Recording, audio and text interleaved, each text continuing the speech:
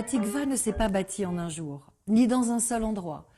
Mais comme nous le raconte musicalement la version que vous venez d'entendre, elle est le résultat d'une longue route sillonnant le monde, pleine de rencontres et d'appropriations. La Hatikva est le fruit d'une histoire de métissage. C'est le propre de la musique. Les airs ont leur propre cheminement, leurs trajectoires se croisent, s'en mêlent, se fécondent et mutent d'un compositeur, d'un pays et d'une époque à l'autre. À nous ensuite d'en détricoter le maillage des origines. Et c'est ce que je vous propose de faire avec cette mélodie qui a fini par devenir l'hymne national israélien. Les hymnes nationaux sont les plus souvent des marches, parfois des fanfares. La Hatikva ressemble, elle, à une chanson douce. Elle s'interprète en mode mineur, ne possède aucune inflexion martiale, se déroule dans un mouvement fluide. Elle chante l'espoir d'un peuple qui aspire à devenir une nation.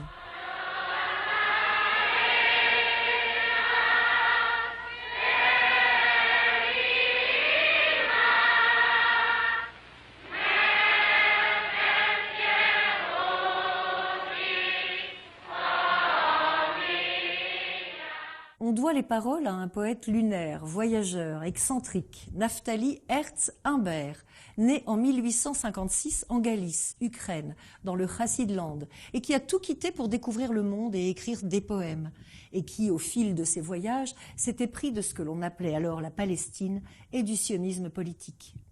Il écrit ce poème en 9 strophes, pour un immense espoir, poème qu'il nomme Tikvateinu. Notre espoir, celui d'une autodétermination, d'un pays pour un peuple sans terre depuis près de 2000 ans.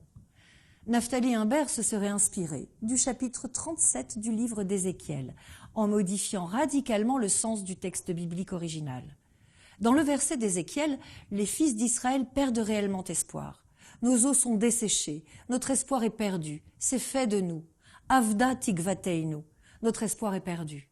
Tandis que Naftali Humbert, lui, annonce la résurrection du peuple d'Israël en Eretz Israël. Od lo avda tikvateinu. Notre espoir n'est pas perdu.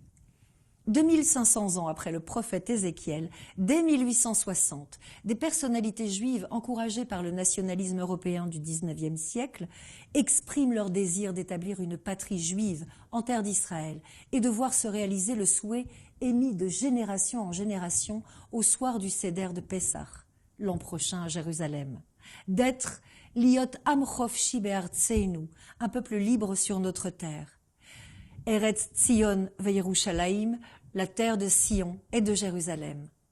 Et alors, d'où viendrait la mélodie qui accompagne ce poème d'espoir ? Écoutons tout d'abord la version dirigée par Leonard Bernstein avec Isaac Stern en premier violon.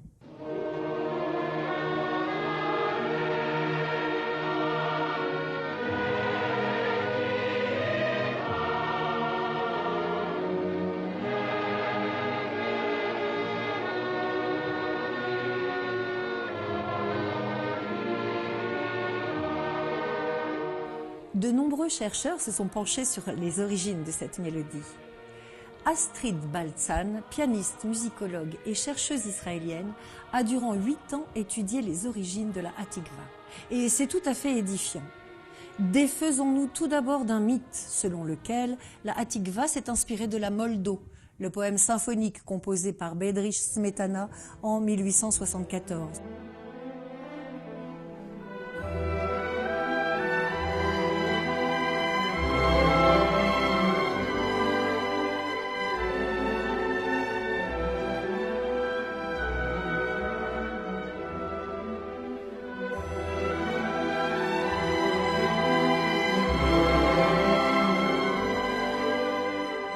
Car, tout comme la Hatikva, la Moldo s'est elle aussi inspirée des mélodies que les peuples des pays de l'Est connaissaient tous à l'époque.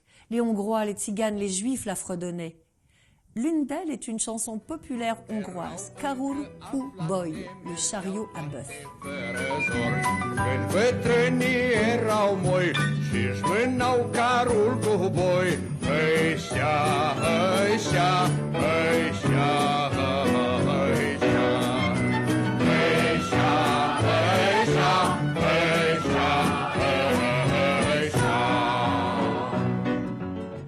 bien que de nombreuses chansons populaires de Bessarabie ou d'Autriche lui ressemblent, il semblerait que la Hatikva vienne de beaucoup plus loin. De prières en mélodie populaire, Astrid Baltzan remonte jusqu'au XVe siècle, où la mélodie trouverait son origine dans une antique prière juive séfarade intitulée Birkat Attal, bénédiction de la rosée, rédigée en terre séfarade par le rabbi Yitzhak Bar Sheshet, 1326-1408. Après l'expulsion d'Espagne en 1492, une partie des membres de la communauté juive en exil à Mantoue en Italie rencontre le grand poète-compositeur juif Salomon Rossi, qui, s'inspirant de la mélodie de Birkat Attal, compose le chant Fuggi, Fuggi, Fuggi, amore mio, fuis, ma bien-aimée. Guardati bene di non cadere, che stan preparate all'anime dannate, han seguito il mondo fallace d'immondo. Fuggi, fuggi, fuggi dal mondo bugiardo, suoi lacci distruggi, non essere codardo.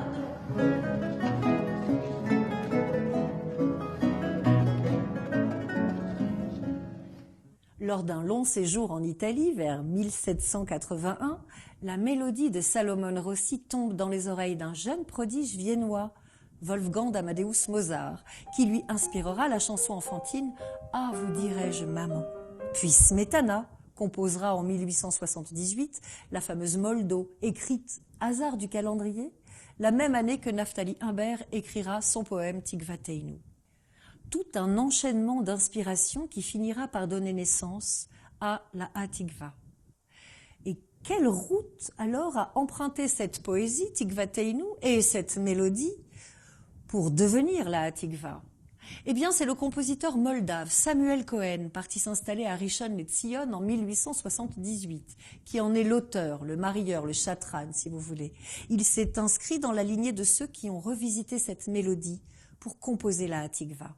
La chanson fut chantée collectivement pour la première fois en 1901 au 5e congrès sioniste de Bâle. Elle fut reprise dans sa version à 2 strophes en 1905 lors du 7e congrès sioniste. En 1933, au 18e congrès, elle est officiellement nommée Hatikva, l'espoir, et choisie comme l'hymne de l'organisation sioniste. Durant la Shoah, on l'entend aussi comme un chant de résistance dans le ghetto de Varsovie. Elle est même chantée dans le camp de Treblinka quelques jours avant sa libération. Enfin, elle accompagne Ben Gourion dans son discours de proclamation d'indépendance de l'État d'Israël le 14 mai 1948. זוהי זכותו הטבעית של העם היהודי להיות בכל עם ועם עומד בזכות עצמו במדינתו הריבונית אשר תפתח לרווחה את שערי המולדת לכל יהודי ותעניק לעם היהודי מעמד של אומה שוות זכויות בתוך העמים. Et ce n'est qu'en 2004 qu'elle est officiellement nommée hymne national d'Israël. Alors contrairement à beaucoup de chants patriotiques et d'hymnes nationaux, la Hatikva n'est jamais devenue protocolaire ni figée. Elle est sans cesse renouvelée et a continué à se réinventer au fil des artistes qui l'ont approchée.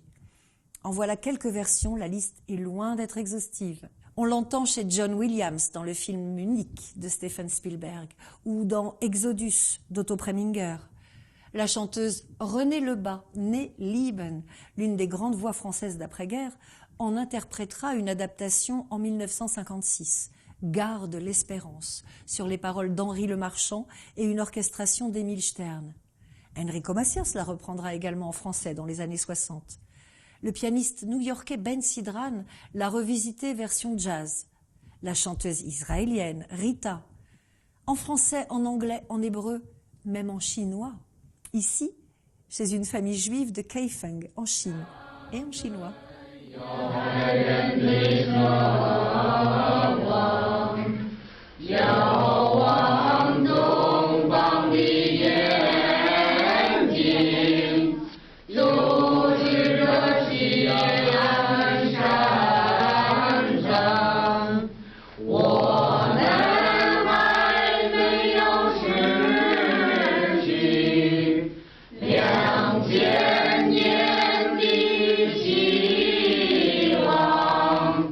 Sorry.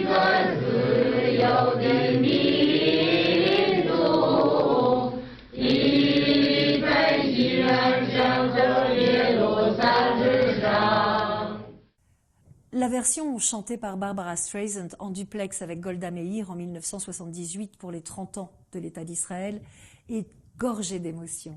I really want to thank you from all of us for allowing us to come into your home tonight, Golda, and for taking up your valuable time to be with us. No, not at all. It's really a pleasure, and I'm honored that you people have chosen me to speak to you.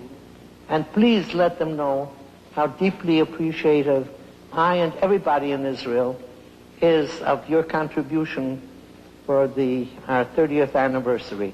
Thank you, Golda, and shalom.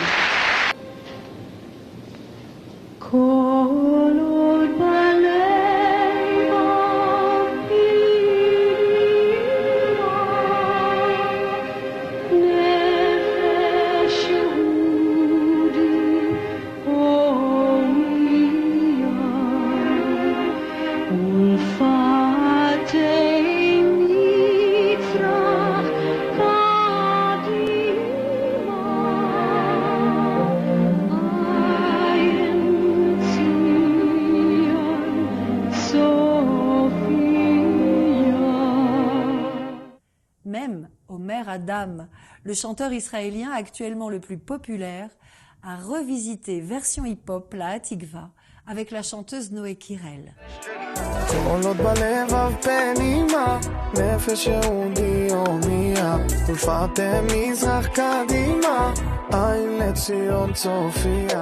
Alors, très bel anniversaire à l'État d'Israël, dans la paix et l'harmonie surtout. כל עוד בלב פנימה, נפש יהודי הומייה, ולפאתם מזרח קדימה, עין לציון צופיה. In my heart, yeah, deep inside it, all my soul yearns for the